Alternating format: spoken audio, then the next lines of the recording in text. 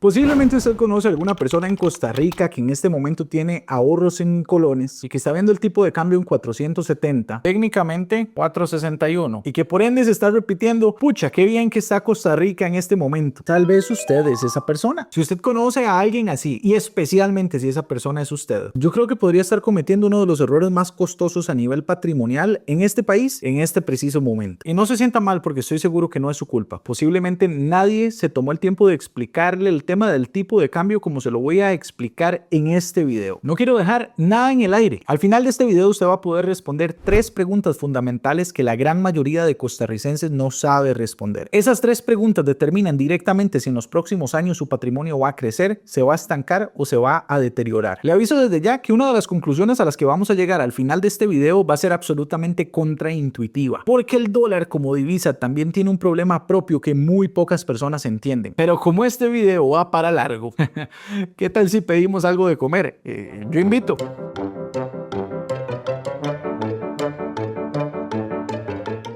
La primera parte de este enredo que tenemos que tratar de entender es que el precio que vemos hoy del par dólar-colón no es el precio real. El dólar en 461 colones es un precio que no habíamos visto en más de 20 años. El gobierno está bastante orgulloso de dar esa noticia porque el Ministerio de Hacienda tiene un mayor tanque de oxígeno. La mayoría de los ticos no tienen la menor idea de qué es lo que esto significa para su dinero, qué es lo que está pasando detrás, cuál es el mecanismo de acción. Y mientras llega la hamburguesa vamos a descubrirlo. ¿Por qué carajo el colón tiene un precio tan fuerte en este momento? Si quisiéramos dar una respuesta muy simple, vamos a usar la que todos los medios están repitiendo como loras: hay muchos dólares entrando en la economía costarricense. Este dato no es falso. En el año 2024 tuvimos un récord histórico en el sector de turismo, casi 5.500 millones de dólares entrando al país. Ponga atención que esa cifra es más que cualquier otro año en la historia de este país. Esto incluye, por supuesto, nómadas digitales viniendo a Costa Rica, que cambian sus dólares por colones, y evidentemente también la inversión extranjera directa que ha llegado de manera muy fuerte a nuestras costas, gracias a Dios. Hay un superávit entonces de dólares, y como el mercado tiene dólares de sobra, por efecto natural de oferta y demanda, cuando hay mucho de algo, el precio baja. Hasta ahí todo parece tener sentido, pero hay un detalle que nadie le está contando. El Banco Central no está permitiendo que el precio del dólar baje libremente. Solamente durante el mes de enero de este año 2026, el Banco Central de Costa Rica compró casi 700 millones de dólares, un esfuerzo para evitar que el colón se apreciara todavía más. ¿Por qué? Porque con el inicio de la temporada turística hay más dólares todavía entrando al país, y si ya teníamos un tipo de cambio donde el colón se había fortalecido mucho para final de año, pues con la llegada de la temporada alta iban a entrar muchísimos más dólares al país. El Banco Central quería intervenir para que la moneda no se siguiera devaluando. Casi 700 millones de dólares. Eso implica que el Banco Central tuvo que hacer 4 veces el esfuerzo para poder controlar el tipo de cambio. 4 veces más fuerza en la intervención, en la manipulación del tipo de cambio. Y aquí es donde viene la pregunta incómoda que nadie quiere hacerse. ¿Por qué el Banco Central tiene que hacer 4 veces más esfuerzo para sostener un tipo de cambio en un número específico que el mercado mismo está presionando para llevar en otra dirección? Solamente en el mes de enero, por cada costarricense en edad laboral, o sea, más de la mitad del país, gastó el equivalente a 3 salarios mínimos comprando dólares para evitar que el tipo de cambio continúe fluctuando. ¿Usted alguna vez ha usado una báscula de esas que uno compra para pesar comida cuando se quiere poner a dieta? Como usted quiere hacer dieta, usted se compra una basculita de estas y su nutricionista le dice que se puede comer 30 gramos de almendras. Así que usted viene ordenadamente y pone la basculita para calcular los 30 gramos. Usted añade su porción de almendras.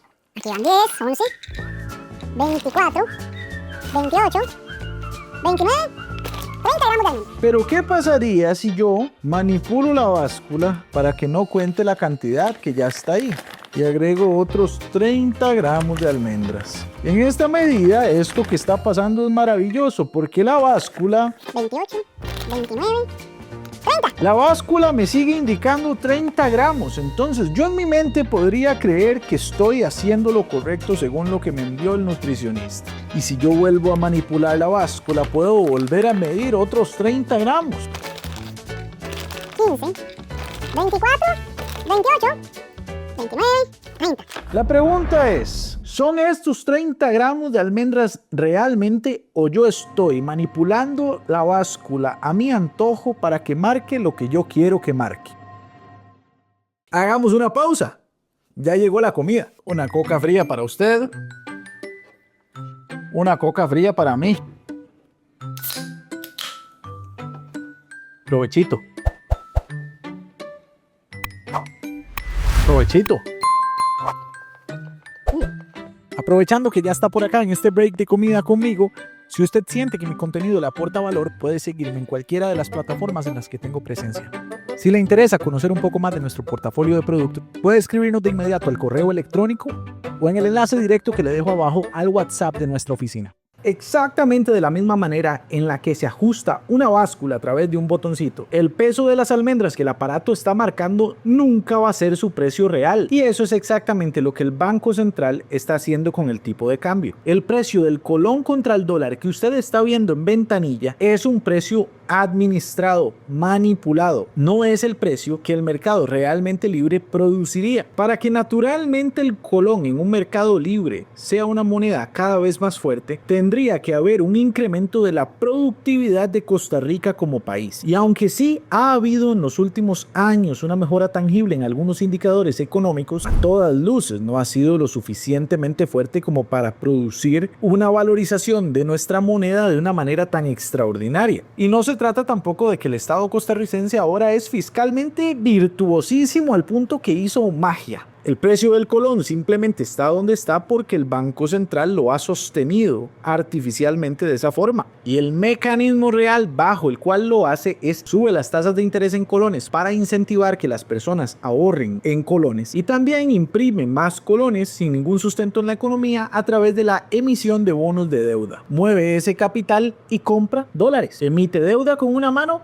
compra dólares con la otra. El problema es que toda emisión de deuda tiene una fecha de cobro. Pero antes de llegar a ese punto necesito que usted entienda por qué es que el Banco Central hace eso. Los precios en el mercado no son más que datos, no son más que información. Como los precios son solo datos, cuando los manipulas para modificarlos a tu antojo, realmente no estás corrigiendo ningún problema de fondo, nada más lo estás escondiendo. Y todo lo que usted ignora o esconde por la suficiente cantidad de tiempo se acumula. El precio del dólar le está diciendo algo al mercado. Implica que la oferta de dólares es mucho mayor que la demanda. Y esa señal debería tener consecuencias prácticas reales si realmente operara en libertad. Es una señal que le dice a los exportadores que se ajusten. Es una señal que le dice a los inversionistas dónde colocar capital. Pero entonces cuando el Banco Central interviene y compra artificialmente, como hizo en enero, 700 millones de dólares, lo que hace el banco indirectamente es financiar ese desequilibrio. Y como el banco lo financia artificialmente, ese desequilibrio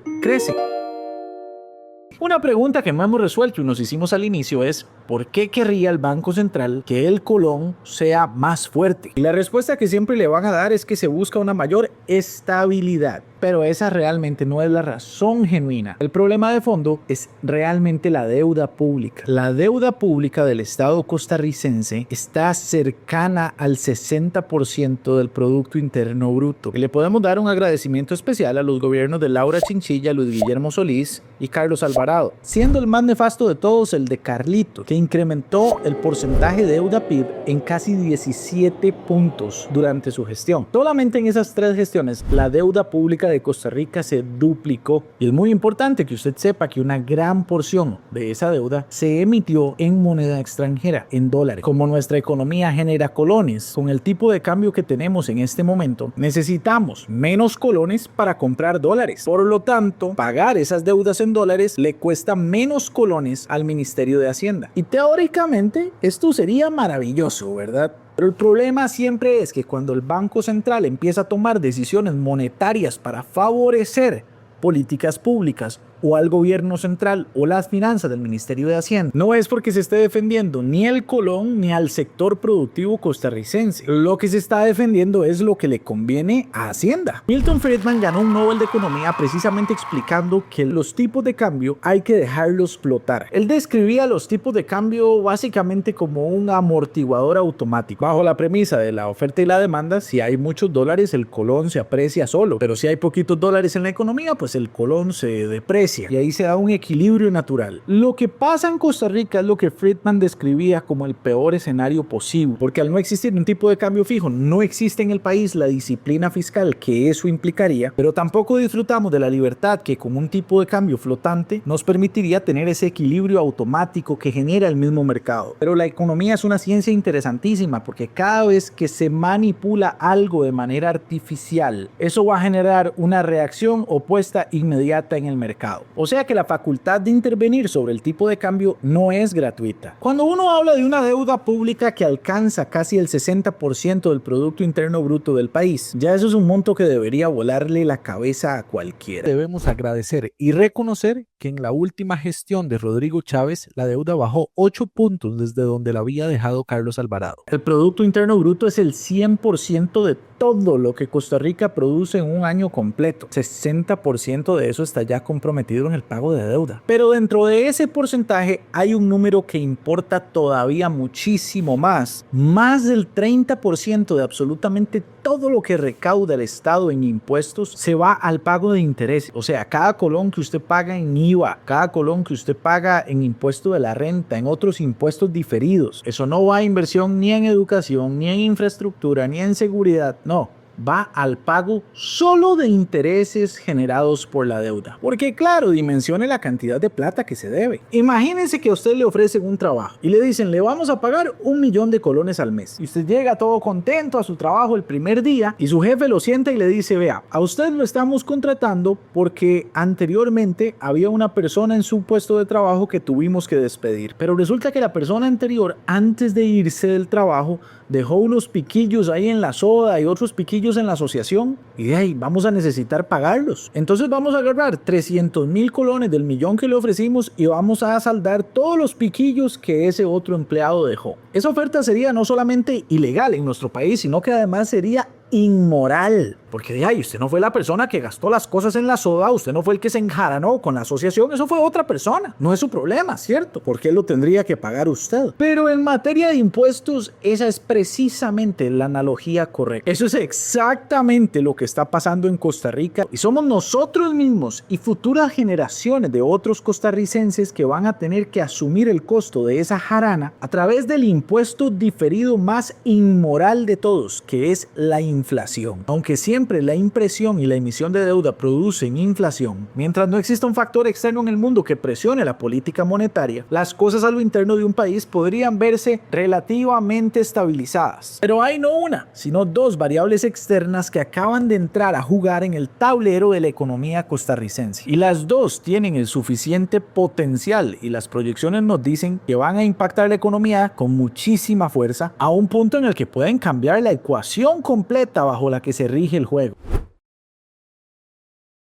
El primer detonante activo es la guerra que existe en este momento con Medio Oriente. Para este punto usted ya debe saber que Estados Unidos atacó la isla de Karg, que básicamente es el lugar que concentra más del 90% de las exportaciones de petróleo que hacía Irán. Este y otros ataques que se han dado en los últimos días y meses en la región de Medio Oriente terminaron con un bloqueo en el estrecho de Hormuz. A usted no se le puede olvidar que por el estrecho de Hormuz pasa el 20-25% de todas las rutas de petróleo del mundo. Como resultado directo, el WTI, que es el precio de referencia internacional del petróleo, solamente en 2026 ha aumentado un 70% su precio. Hoy, 19 de marzo, que fecha en la que estoy grabando este video, andamos más o menos como por unos $95 el barril de petróleo, pero hay varios analistas que lo ven llegando por el orden de los 125, 130. Algunos otros incluso predicen precios por encima de los $150 por barril. Pero suave, Rubén, ¿cómo que petróleo? Como que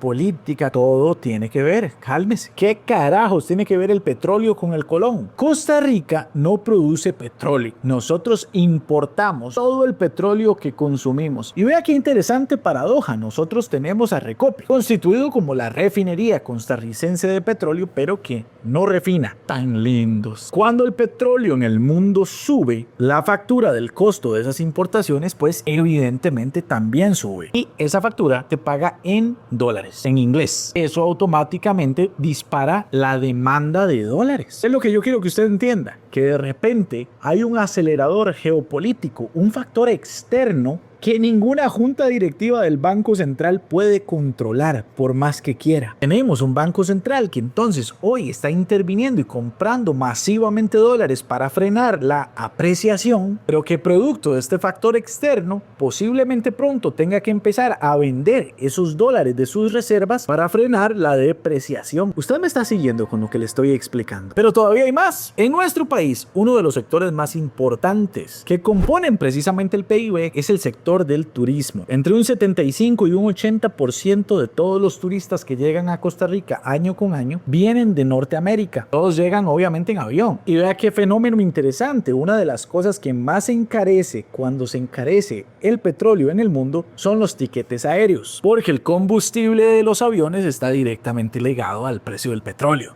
Sentido común. Y cuando los precios de los vuelos suben, vienen menos turistas. Y si vienen menos turistas, entran menos dólares. Pero se acuerda que le dije que eran dos variables. Una enorme tajada del Producto Interno Bruto de este país está en las zonas francas. Perdimos una operación importante de Intel en la fabricación de semiconductores. Amazon, que es uno de los empleadores más grandes del país, en los últimos 2 años redujo su planilla en un 50%. Básicamente se voló la mitad de los empleos en un solo movimiento. Y con franqueza le digo que el Foro Económico Mundial estima que aproximadamente un 50% de la población mundial que está empleada formalmente es vulnerable y está realmente expuesta a una transformación digital producto del desarrollo de la inteligencia artificial. Y esta es una conexión directa que realmente nadie está haciendo, o muy pocas personas son conscientes de esta movida. Vamos a ver, si el colón costarricense se encarece, que es lo que está procurando hacer el Banco Central a través de la manipulación cambiaria que está ejerciendo en este momento y que ha venido ejerciendo durante los últimos años, encarece la mano de obra costarricense porque la mayoría de empresas transnacionales que nos emplean generan sus ingresos en dólares y pagan sus salarios en colones. Realmente Costa Rica se está volviendo cada vez un país más caro para producir y como las empresas no están diseñadas para ser ONGs, la reacción lógica, natural de toda empresa es optimizar sus gastos y sus flujos. Por ende, esto es una motivación para automatizar más rápido, o sea, sustituir personas por software, porque es lo lógico. Toda empresa busca la optimización de sus costos y gastos, colocar su capital y sus recursos en lo que le genera un mejor retorno. Pensar que no corresponde que sea así es absolutamente ingenuo y torpe. Entonces el Banco Central, al sostener artificialmente un colón muy fuerte, inevitablemente está subsidiando el despido de trabajadores costarricenses. ¿Ve usted qué belleza? Y todo para pagar la hermosa deuda que nos dejó nuestro amigo Carlitos y Luis Gui. Tan bellos. Y lo que yo creo que la gente no está realmente contemplando es que esa ola de desempleo tecnológico que viene va a empujar al gobierno a tomar una decisión. Y espero que estén muy conscientes de cuál decisión van a tomar porque solamente hay 2 caminos. El primero de los caminos para lograr enfrentar ese escenario que les acabo de describir es el más difícil de todos, pero es el correcto. Si una gran cantidad de personas pierde sus empleos frente a la tecnología, la respuesta del Estado inmediata y ojalá antes de que sea urgente implementar alguna medida, tiene que ser reducir al mínimo los costos del sector productivo. Inevitablemente tendrá que bajar las cargas sociales, los impuestos, simplificar los miles de trámites y pérdida de tiempo que hay en un montón de entidades burocráticas y quitar un montón de trabas y regulaciones que vuelven carísimo el emprender en este país porque todas esas personas necesitan mejores incentivos para operar, pues se quedaron sin trabajo. Muchos buscarán recolocarse en el mercado formal siempre y cuando las empresas tengan incentivos para aumentar y expandir sus inversiones aquí. Otra gran parte de estas personas va a buscar la ruta de emprender, de trabajar para sí mismo y crecer de manera independiente. Para los que van a buscar recolocarse en el sector formal, es indispensable que el gobierno tenga como prioridad atraer empresas de tecnología de alto valor y que logre competir, pues obviamente de la mano con el uso de estas herramientas de inteligencia artificial. Ya en este momento más del 75% de las empresas en Costa Rica utilizan inteligencia artificial generativa. Más de un 70% está en el sector de servicios. O sea, el país ya tiene talento para enfrentar gradualmente esa transición. Básicamente lo que necesitamos es que el Estado de una vez por todas se quite del camino. Pero aquí tenemos el problema más grande. 325,000 personas forman parte del Estado. Y también hay que pagar la deuda pública. Entonces, bajar las cargas, la burocracia y los impuestos solamente es viable si hay un recorte de gastos y por lo tanto de la planilla estatal. Y eso tendría que darse en un punto crítico, donde también una gran cantidad de personas del sector productivo formal están siendo desplazadas. La pregunta del millón en ese caso sería, si elegimos un gobierno que tiene la comprensión suficiente de entender que en una eventual situación crítica, enfrentando una ola de desempleo en el sector privado, la única salida sería también desempleo en el sector público para poder bajar el gasto estatal, entendiendo que en dicha circunstancia estarían entrando menos dólares también al país y por ende el pago de la deuda pública se volvería muchísimo más costoso. Sería una etapa de transición muy incómoda, pero realmente la única salida. Y por eso precisamente es que dije que no va a ser una transición fácil, pero es la correcta, porque el segundo camino, no quiero ni pensar qué podría pasar con un gobierno que tenga la intención de seguir esa segunda ruta, porque con tantas personas siendo empujadas al desempleo y tantas dificultades y trabas burocráticas y sobrecostos para poder emprender y participar del mercado laboral de manera independiente, básicamente la gente se vería empujada por completo hacia el asistencialismo y el Estado obviamente aumentar sus programas sociales, sus gastos para absorber esos costos. Y eso implicaría imprimir más, endeudarse más y aumentar impuestos. Pero en un punto en el que la relación deuda-PIB ya se encuentra en el máximo manejable, 60%. Más impuestos nos volverían menos competitivos. Más deuda haría que aumente el porcentaje del PIB que se va al pago de intereses. Y ese ciclo que le estoy comentando nunca jamás en la historia del mundo ha terminado bien, porque termina por generar un fenómeno de hiperinflación. ¿Recuerda la situación de Argentina hace unos años atrás? ¿Recuerda la situación de Venezuela? La inflación es siempre y en todo momento un fenómeno monetario que parece ser sostenible en el tanto y en el cuanto no haya variables externas que intensifiquen un fenómeno que obligue a más impresión de forma repentina, porque eso es lo que produce los fenómenos hiperinflacionarios. En el medio de todo este análisis un poco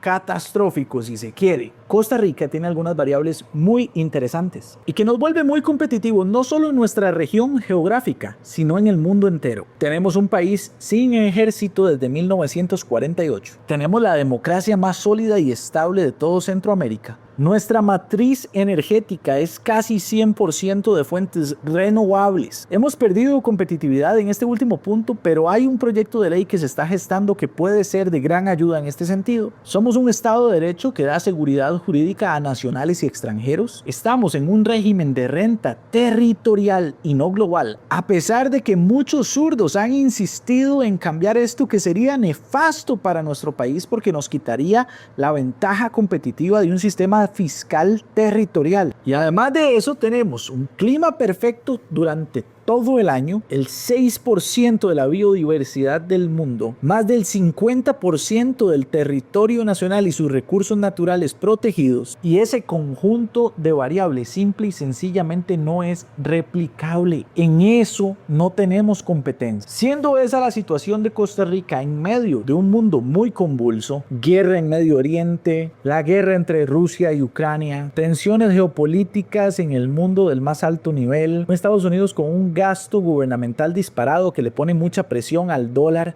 En ese contexto, el capital internacional está buscando refugio y busca exactamente lo que nosotros tenemos: estabilidad, seguridad jurídica, previsibilidad, calidad de vida, recursos naturales y activos bien protegidos. Razón por la cual la inversión extranjera directa, específicamente en el sector inmobiliario, ha aumentado mucho. El MEIC reportó un aumento en más de 73 millones de dólares de inversión extranjera directa en un solo trimestre. Y esto es una oportunidad de oro, porque en el contexto que estamos enfrentando, si hay algo que necesitamos es capital e inversión, porque eso se traduce en prosperidad y en empleo para muchas personas que van a ser desplazados del sector formal por la tecnología. Ese diferencial que tiene Costa Rica es algo que nos ha tomado muchas décadas construir. y tiene dos enemigos reales: los lobistas de izquierda, progresistas y zurdos que siempre han querido destruir la prosperidad en nuestro país, y el aumento en la criminalidad, porque para nadie es un secreto que ha aumentado realmente en los últimos años, y eso podría impactar negativamente en el sector turismo y en la inversión extranjera directa, que están en este momento siendo nuestro tanque de oxígeno, y que desde donde yo lo veo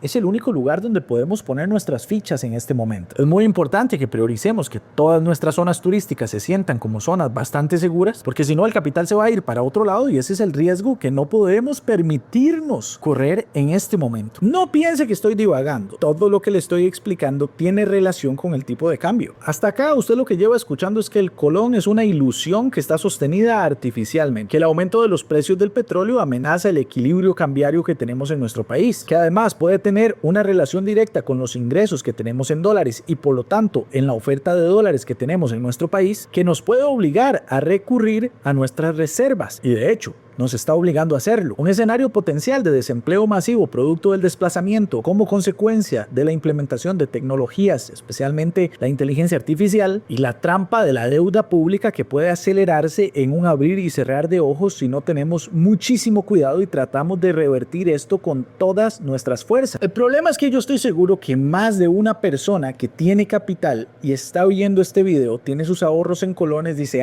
Rubén, no, lo que yo tengo que hacer es dolarizar.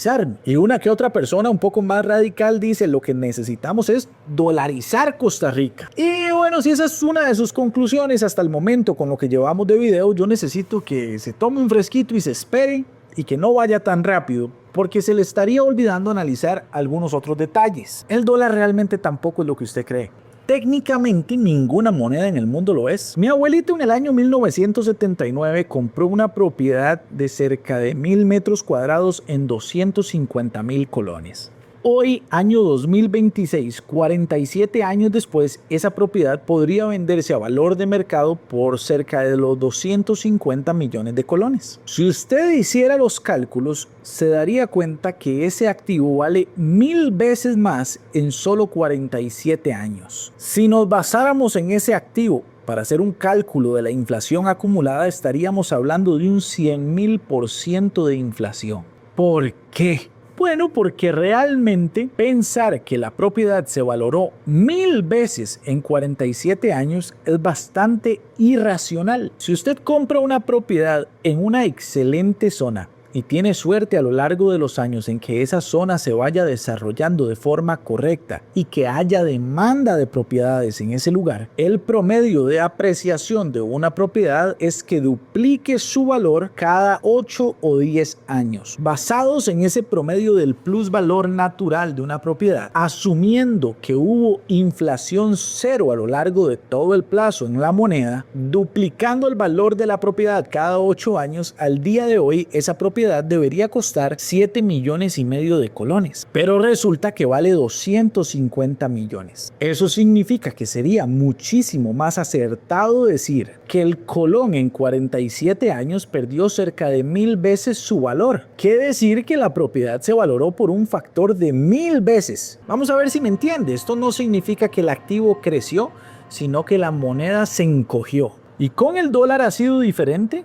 Pero no tanto como usted cree. Si nos ubicamos en el año 1975, o sea 50 años atrás, 51 años atrás, los estudios serios realmente indican que lo que se podía comprar con 13 centavos de dólar en ese momento, hoy costarían poco más de $100. Y dadas las políticas arancelarias internacionales que esta administración en Estados Unidos ha tomado, que el gasto en Estados Unidos continúa disparado y que se está haciendo impresión de dinero y de deuda pública como si no hubiera un mañana, tenemos que solo en lo que llevamos del 2026, el dólar se depreció casi un 12% con respecto al euro, casi un 15% con respecto al franco suizo, y ha continuado cediendo terreno, o sea, el dólar también se está devaluando. Y obviamente entre tantas tensiones geopolíticas, gasto público, aranceles y guerras comerciales en las que está involucrado Estados Unidos en los últimos tiempos, pues la confianza baja. La deuda del gobierno federal de los Estados Unidos llegó a más de 100% del PIB. El déficit fiscal fue de casi un 6% del Producto Interno Bruto estadounidense. Eso es 1.5 veces el promedio histórico de los últimos 50 años. Y los pagos de intereses sobre esa deuda han llegado a un número astronómico, 3,000 millones de dólares al día en pago de intereses de deuda. Estados Unidos tiene la impresora porque sigue teniendo la moneda de mayor confianza en el mundo, pero como usar esa impresora se traducirá siempre en inflación, siempre tendrá un punto en el que llegará a pasar la factura. Les repito, la inflación es el impuesto que nadie vota, que nadie aprueba, pero que todos pagan. Estados Unidos está valorando una disyuntiva similar. Con el precio del petróleo en $95 por barril, la Reserva Federal está un toque atrapada. Si sube las tasas de interés para defender el valor del dólar, se volverían impagables los intereses de la deuda porque la deuda es enorme. El conflicto mayor es que mientras resuelven esa encrucijada, están gastando muchísimo dinero a nivel militar, perdiendo competitividad por el tema de aranceles y por ende el dólar está perdiendo valor. Entonces, cuando usted entiende el tema de la inflación en el mundo, no solamente sobre el colón, y su análisis se resume a ¿coloco mi dinero en dólares o en colones?, usted se está haciendo la pregunta equivocada, porque la mejor respuesta está en los activos, no en las monedas. Una moneda, cualquiera que sea, colón, dólar, euro, yen, franco, no son más que una promesa de pago futuro. Son simplemente una promesa de que ese papel, el día de mañana, van a poder comprar algo. Y el mayor problema es que esa promesa quien la hace es el gobierno. Si hay algo que caracteriza a los gobiernos es que rompen sus promesas. El mecanismo más claro a través del cual incumplen esas promesas de compra de valor futuro es a través de la inflación, por causa de la impresión. El dólar ha perdido más del 97% de su valor desde que se creó la Reserva Federal allá por 1913. El colón ha perdido el 100% de su valor solo en los últimos 25 años. Y le puedo asegurar que ese es incluso un cálculo conservador y maquillado, porque dependen de los activos específicos que usted esté analizando. Las monedas fiat no preservan valor. La disyuntiva es solo que pierden valor a distintas velocidades. Si usted tiene todo su dinero en ahorros líquidos, usted simple y sencillamente, indistintamente de la moneda que termine eligiendo, elige entre la moneda que pierde valor más rápido o la que lo pierde más lentamente. Pero cuando usted piensa en la protección de su patrimonio y el bienestar de su familia, usted tiene que pensar en aquello que preserva el valor a lo largo del tiempo.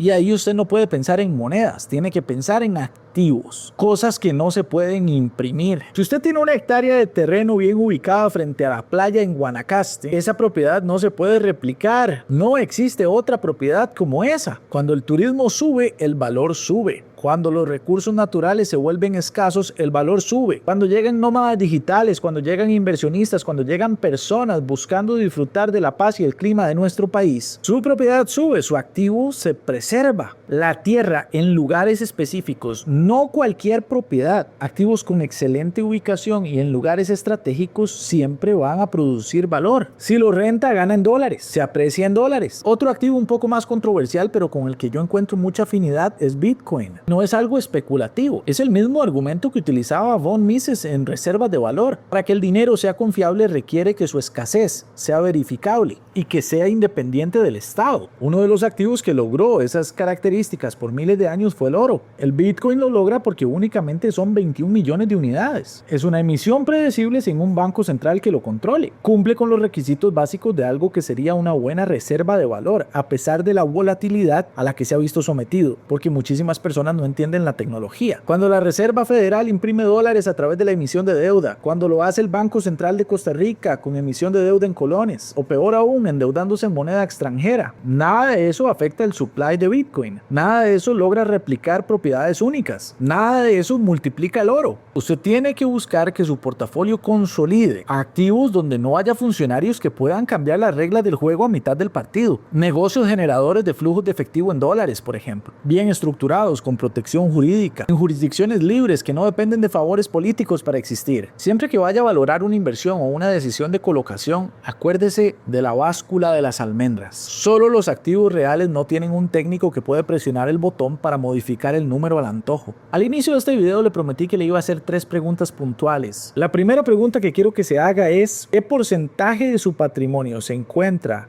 en activos y qué porcentaje de su patrimonio está en dinero fiat líquido en este momento? Una vez que tenga ese porcentaje claro, toca definir en qué moneda mayormente está colocado su dinero líquido. Y eso le va a permitir entender qué tan vulnerable es su patrimonio sobre decisiones que tome una junta directiva para tratar de manipular esa báscula. A esta segunda pregunta necesito que le preste un poco más de atención. Entendiendo el contexto que está por enfrentar Costa Rica y el mundo entero a nivel tecnológico. Ya sabiendo de que ya estamos usando las reservas internacionales del Banco Central para compensar factores externos que están afectando ya la economía costarricense, como el precio del petróleo y las guerras y los conflictos geopolíticos internacionales. Si llegado el momento el Banco Central agotara sus reservas internacionales, por ende su capacidad de intervención, y el tipo de cambio se corrigiera hacia un dólar en 650, 700, 800 colones incluso, que no es algo descabellado. Si todo su dinero está en colones, ¿cuánto porcentaje de su patrimonio perdería con un tipo de cambio que se duplica en valor? La tercera pregunta es si, dadas las presiones que podríamos enfrentar y los factores externos que podrían complicar la situación y el panorama nacional, si el gobierno decidiera aumentar tramos de renta, si el gobierno decidiera